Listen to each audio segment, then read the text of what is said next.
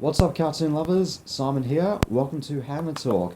And today I'm here with a voice actor who is best known in anime shows such as Megaman NT Warrior, Inuyasha, and Gundam Seed, as well as Western animation shows such as Johnny Test, Barnacle, Lego Star Wars, X-Men Evolution, and currently in Guardians of the Galaxy as Rocket Raccoon, as well as host of Voice Print. Please welcome Trevor Devall. Trevor, how are you? Very good. That's Thank you awesome. for having me on the show. That's no problem at all. And in fact, you last time that you and I actually met, you were in Australia for the AMC Expo last year. Right, in October. I believe it was, yes, which was absolutely amazing. What's it like going to conventions all over the world and such? Well, that was great. That was the first time I was ever in Australia. It was long a place on my bucket list to go, so I'm very glad I did. It's great. I mean, that's probably the longest or the farthest I've ever gone to meet fans. But yeah, it was awesome. I loved it. It was in Melbourne, and I had spent a few days up in Sydney as well. I love it. I'll go back in a heartbeat. That's absolutely fantastic. And I'm sure that you would have been exposed to a lot of the cuisine, a lot of the food that we have in Australia, like any international guest would experience at some point in their life, like Tim Tam and Vegemite and such. Yes, yes, I had Vegemite thrust upon my palate. Yes. And I can tell you, I'm sure that a lot of international guests will tell you, and I'm sure they can tell us that they've been getting a lot of mixed results from that. But Australians will also tell you the same thing as well. Yeah. But on to the first question. How did you get started in acting? Oh boy. Well, I started off on stage when I was quite young, um, but it was high school is really when I started because I started doing the plays we did in high school, and that kind of began to soothe the itch, so to speak, or to create the itch, I should say. So yeah, I started doing a lot of theater, and then I started directing theater, and then I started directing films, and then I fell quite backwards into the voice world. I wasn't really aware that it was a job. At the time, I had to have a friend of mine say to me, "Hey, you should do voice work." And I went, "Well, that's a thing." I had no idea. So yeah, I fell backwards into it. I talked to my agent about it, and I booked the second thing I ever auditioned for, and it's been onwards and upwards ever since. Fantastic. And what was your first voiceover role, and what was it like doing that role? My very first job was in a show called The Lost Continent, and I was one of the leads of a 12th century British knight named Sir Geoffrey de Belvedere. And we did 26 episodes. We recorded 26 in 3 months, so it was a very, very fast process. And then something happened where one of the production companies ran out of money or went bankrupt or something, and so we never saw the show. We all got paid, thankfully, but the show just sort of vanished into thin air. So tragically, I've never seen my very first show, which is sad to me. I would have loved to have seen it. Right. And for any roles that you've done over your whole career, did you ever have the chance, as you mentioned before, you never got the chance to see any episodes from the first role you did, but have you ever seen like watched any episodes of any shows that you've done that you've ever voiced the characters for? Yeah, I mean, I don't tend to watch a ton of my work because I'm hypercritical of myself and my own performance. But yeah, I mean, I do watch Guardians of the Galaxy regularly because I kind of like it, surprisingly enough. but yeah, I like to keep up with that one because it's very current and it's a big one. I owe a lot to Marvel. They made my transition down here to Los Angeles much easier than it otherwise might have been. So, but yeah, I watch that one a lot. I watch a lot of every Lego Star Wars thing I do. I watch because I think it's brilliantly funny. Not me specifically, but the whole show. But other than that, I've seen bits and pieces of stuff I've done. But like I said, I tend to be really, really critical of myself. So it's too painful to watch my own stuff. I watch F is for Family. That's the Netflix show I do with Bill Burr. That one I really like too. Again, I'm not watching for me. I'm watching for the rest of the show. But yeah, I like that one. Yeah, that's absolutely great. And I've heard of experiences like that before where where with actors and people in the entertainment industry in general, they kind of don't tend to watch themselves, or for musicians, in fact, don't tend to listen to themselves on their own work because they tend to, up in their own mind, they think that no matter how good people say about other people's work, in their own mind, they're very critical about themselves. I can definitely relate to that sort of experience. Yeah, sadly, I don't think it's a very uncommon thing with artists of any stripe. There's a strong sense from a lot of us that one day I used to joke with people I know and students I had when I was teaching that one day I'm going to get a knock on the door and it's going to be the men in suits, and the men in suits are going to say, we're from society, and we've decided or we've discovered that you've been living on the fringes of hard work your whole life, so it's time to get a real job. It's time to actually do something really productive with your life, and then I'll have to go get a job. Mm. Go get a grown-up job. Right, and of course, as you were mentioning about that before, with the voice acting industry, like usually of course they have like an awards ceremony. They have awards ceremonies for like film and entertainment in general. Like you have the Logie Awards, Logie Awards here in Australia, celebrating film, of course, and then you've got like big awards ceremonies for like film and entertainment up there. But animation hardly tends to fall into that category of or voice acting for that matter, except in very small awards ceremonies. How do you feel about that? Well, in one sense, I understand it because animation has been up till now. It has been a very, very niche part of the industry. Of course, that's changing as more and more celebrities get on board with various animated projects, and it's not just films either. It's TV series as well. We're seeing a lot more and more celebrities make their appearances in various animated TV shows we do down here. But awards are fine and good. I don't think it's necessarily. I think it's funny that a lot of people in our business, and I don't mean the voice world. I mean in showbiz, especially on camera performers, they take these awards very seriously. And in one sense, I understand that because it's very good for your profile to be nominated for an Emmy or an Oscar or what have you. In the voice world, I can't speak for my colleagues, but I know for myself, it always feels like if we get any recognition at all, that's just a bonus. So the idea of an actual award is very surprising to me. Apparently, last week I won the Behind the Voice Actors award for Best Male Lead or something like that. I didn't even know I was nominated.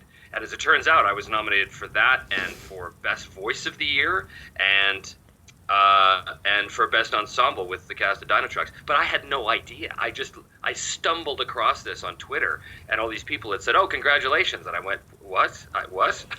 And I found out 2 days later I'd won, and I was like, "Oh, well, okay, that's great." To me, all it meant was, "Wow, people are actually watching my stuff." So that was the really important part of that for me. I was like, "Oh, good, people are actually watching this stuff."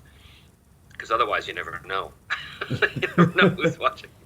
That's fantastic. Congratulations on winning the awards, though. And I can speak for myself personally. I've always been having more of a love for animation and anime, such, and more of the voiceover side more than the on-camera stuff because of how diverse and how brilliant the industry is in that general. Like the best example, of course, is like with The Simpsons, for example, because of like the voice cast and talent that each of those cast members have in voicing like more than one character. Of course, that's really what got me more into the animation industry, more than the on-screen stuff, and which I think is just brilliant. Yeah, that's been my my career trajectory too. Is being able to play multiple characters, which is fun. That's you can't do that in the on-camera world. You're relegated to what you look like, basically, for the most part. Whereas in the voice world, you can do anything that you can imagine, and you can, sound like. So it's very liberating that way as a performer. That's fantastic. And going on to the roles that you're best known for, the role that I actually remembered you most, and actually was my introduction to a lot of your work was Megaman NT Warrior as Mr. Match and many other characters.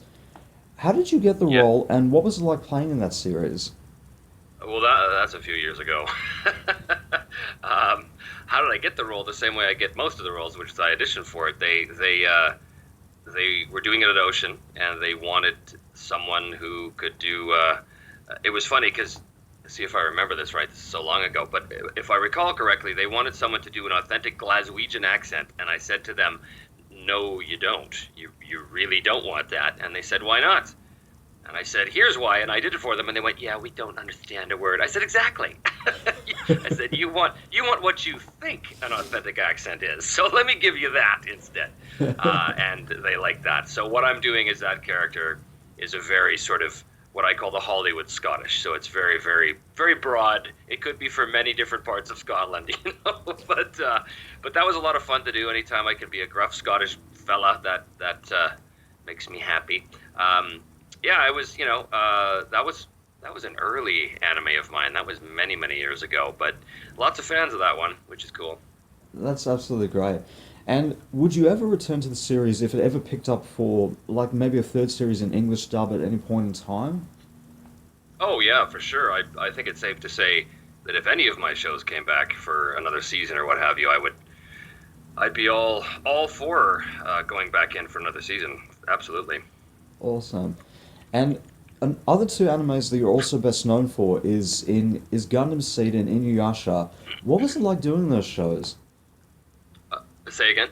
You're also best known for doing in the shows Gundam Seed and Inuyasha. What was it like doing those shows? Uh, they were fun. I mean, Inuyasha, I never understood what was going on. It was just beyond me. But Gundam Seed I really liked because my character Mulaflaga was basically a Han Solo type, and they're always fun. You know, they're always kind of fun to play the swaggering, good-looking leading man type who isn't really the leading man. So yeah, that was a lot of fun.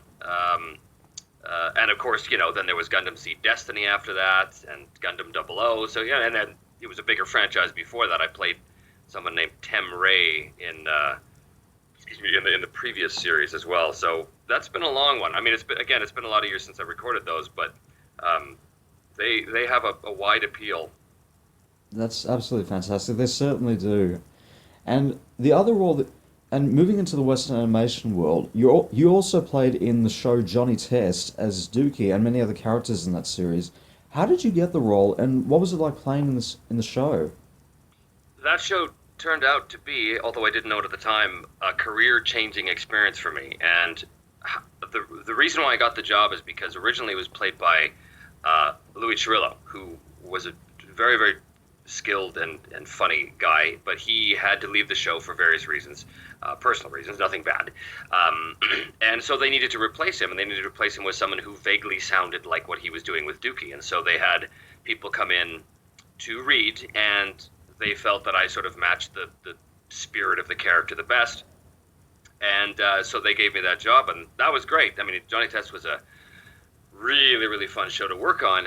But the reason why it was a career changer is because the producer of Johnny Test, a guy by the name of Scott Fellows, who's a great guy and is also the producer on a show called Super Noobs, which is a new one we're doing. He also did a show called Big Time Rush, and Big Time Rush was a live-action show on Nickelodeon. And they did a movie in Vancouver when I was living up there, and he wanted me to play the big bad guy, and this was a live-action thing. And so it was called Big Time Movie, and I played the big British cat-stroking, white suit-wearing villain. And it went so well that he basically said, "Oh my God, we have to introduce you to the Nickelodeon executives." So he did, and he set up a meeting with the heads of animation at Nickelodeon here in LA, and I came down to meet them, and they said, "Wow, you're great. Come and play in our sandbox." And I said, "Oh, okay," and that was 3 years ago. So Johnny Test was the beginning of a long domino effect to get me here to LA. So I owe that show a lot of gratitude.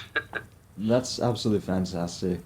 And you're also, as you mentioned before, you also played in the Lego franchise, such as Lego Star Wars and the Bionicle movies.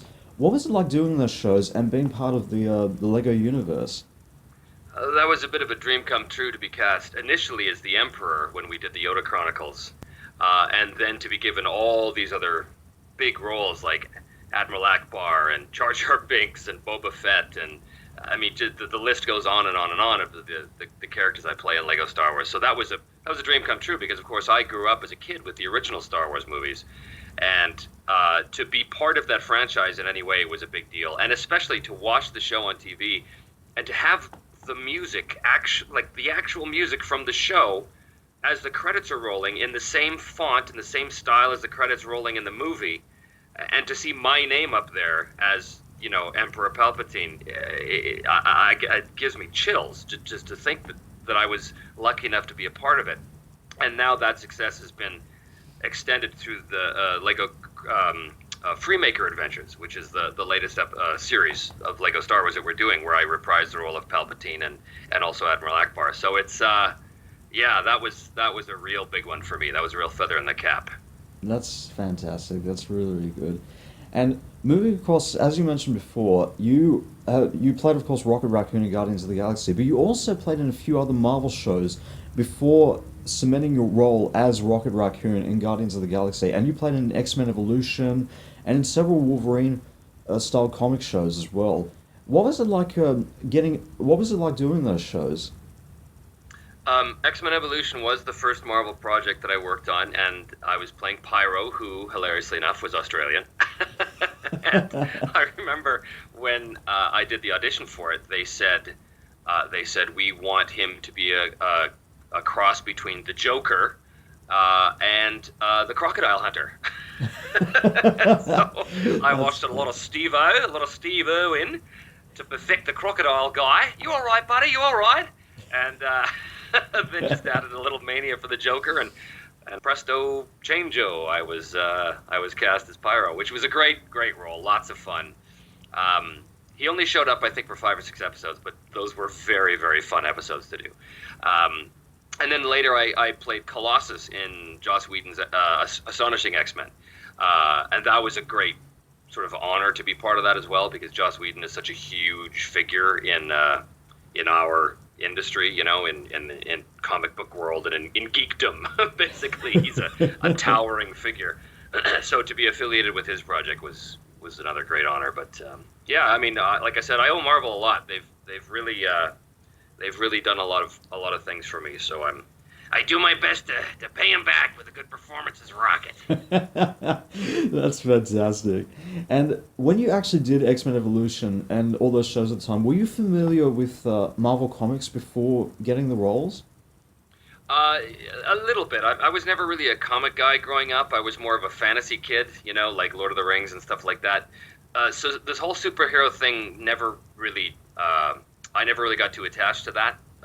So I knew who these characters were. I mean, you can't not know who Wolverine is, But I didn't know all the little details. I didn't know that there's their backstories and stuff like that. So I just had to go off what was given to us in the script, which luckily was enough to build a solid character on. Right, that's fantastic. And now, of course, Rocket Raccoon, Guardians of the Galaxy, who you voiced across a whole range of Marvel shows ever since the series came out. How did you end up getting the role of Rocket Raccoon, and what's it like playing that character and playing across the whole Marvel universe? Well, that was another one I was just given an audition for by Lisa Schaefer, who's the director of the series. She's one of the first people I had met in LA, and she liked my work right away, and so she wanted to bring me in to read for this character. And that was before the movie had come out. That was before I had seen any trailers for the movie, so I had no idea who the Guardians were. I had no idea who Rocket was. The only description in the audition sides were he's a raccoon, he's got a lot of guns, and he's angry all the time. Okay, I thought, well, that I can do. So I just, I just did this, when I got really angry. And they gave me the job. And it's been a great job because the cast is fantastic. The show is great. It's so much fun. And, Rocket has shown up across the Marvel canon. He shows up in Ultimate Spider-Man. He shows up in Avengers. they just announced at Comic-Con this year that we're doing a bunch of new shorts with Rocket and Groot, so they're going to sort of get their own little mini-series kind of thing, which is great. I mean, I think he's a fan-favorite character, and I'm just so pleased to be able to lend a voice to him, especially considering that he was played in the past by giants like Billy West and Seth Green, so it was a rare honor to be able to try desperately to fill those shoes. That's really, really good. That's amazing. And the other show that you're currently in as well is F is Family. What's it like doing that show? That is one of my favorite shows to work on. I'm what they call a utility guy on that, so I play, 7 or 8 little characters every episode. One of my characters on the show, I've been told by the creators, has quickly become like a fan favorite. Well, among the creators anyway, which is he's an old German character. He's the main guy's neighbor. His name is Mr. Holtenwasser, and he's a Holocaust survivor. But the kids in the first season all think that he's a Nazi because he has a German accent. But he's the exact opposite of a Nazi in this case. But he's very funny because he is very old and very kind all the time, and he's this old German man. But that's a great show to work on, and Bill is a fantastic guy to work with. It's a tremendous cast. Laura Dern and Sam Rockwell are all part of that cast. I'm very thankful to be part of that one. That's fantastic. And aside from being a voice actor, you also have a podcast called Voice Print with Trevor Devall and guests. How did the podcast come about? I got asked the same questions over and over again at conventions, and decided to answer them all at once. So I decided it would be kind of fun to interview my colleagues and then have fans write in questions for them, and then I would ask the questions on the show, and it turned out to be very successful. We did, I think, 36 episodes of that. I still have fans who want me to bring it back, and I am considering bringing it back. It would be called Voice Print USA, and it would be me interviewing my colleagues down here instead of in Vancouver. But that's in the works. That's fantastic. And as an actor, what would you say was the most challenging role for you to play? Challenging role to play. Oh boy. I mean, they all present their own challenges for sure. Rocket is, he's challenging in a way because, you have to keep the energy up with him all the time. And for me, the challenge is to find moments where Rocket isn't angry and isn't yelling all the time. So I try and find at least one of those moments every script to just have him sort of come down. That's been a fun challenge for sure. That's fantastic. And was there ever a role or a character you ever wanted to play or ever wished that you played? All of them. Good answer. And as an actor, across all the roles you've done in your whole career, what would you say has been the one role that has resonated with you the most and you feel like you could relate to as a person? Oh boy, well that's kind of hard when you're talking about characters that range from, talking babies to three-headed robots that crush Japanese cities. So those are big ones that resonate with me. No, I'm just kidding. There was an episode we did of Guardians where Rocket found his family, and his family had been sort of uplifted, and they could speak and talk and think and all that kind of stuff. And it was a very touching episode where he had to say goodbye to them. He had a very, very brief time with them, and then he had to say goodbye to them. Any story that is about saying farewell or giving up, or not giving up, but rather letting go of something for your own good, that kind of thing, those always resonate with me. So that episode was a big, that episode felt very personal to me, but and it turned out really well too. I was very proud of that one. That's fantastic. And without getting into any spoilers, any other current or upcoming projects? There are several, but to talk about any of them would be spoilers, so unfortunately I can't. That's okay. And on to the final question. What do you think Rocket Raccoon would say if he tasted Vegemite? Oh man, there's a lot of bad stuff on Earth, but this is by far the worst! That's fantastic. Trevor Devall, thank you so much. It's been an absolute honor. My pleasure. Thanks for having me. That's no problem. And anyway, for the fans to know more about your work? Yeah, I have a website, trevordevall.com. I'm at Twitter at Trevor Devall. I'm not on Twitter a lot, but I try and get on there more and more. All of my information and contact info and demos and news and all that kind of stuff is on my website. That's fantastic. Thank you so much, Trevor. It's been an honor, and hope to see you back in Australia again someday. Yeah, I hope to be seen back in Australia. Thank you so much. Well, guys, if you'd like to find out more about Trevor Devall's work, you can check out the links down below in the description. And don't forget to subscribe down below to HannaTalk as well as Simon Hanna Music. And check out my links down below in the description too. Thank you guys so much for listening. This is Simon, signing off.